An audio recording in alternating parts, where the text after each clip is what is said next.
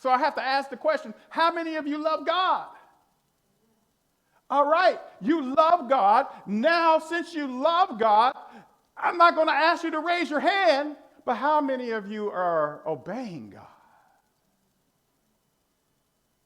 See, I know it's a struggle. I'm not asking us to be perfect. We're not going to be perfect until we cross over to the other side, and then we get our glorified bodies. But there should be a pursuit of perfection on this side. My wife and I, we haven't actually watched any of the races that have been going on, but we've been back on YouTube, and the World Championships in track and field is going on. And America is doing quite well in track and field.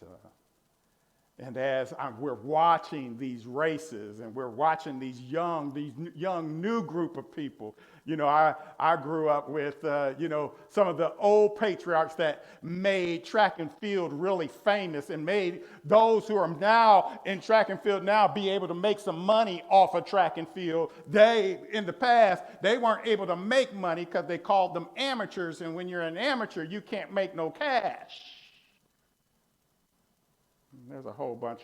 There's a system that was set up at that time that stopped people, but that's for another story at another time.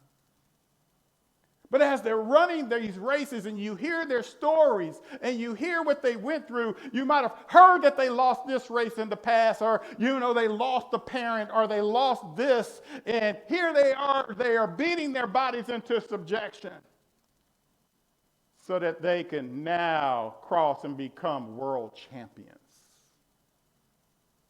That's the pursuit for the prize. And that's what the Lord our God is sitting there saying. You people, y'all sit here and y'all pray to me. Y'all sit here and y'all want me to do things for you, but you're not pursuing me.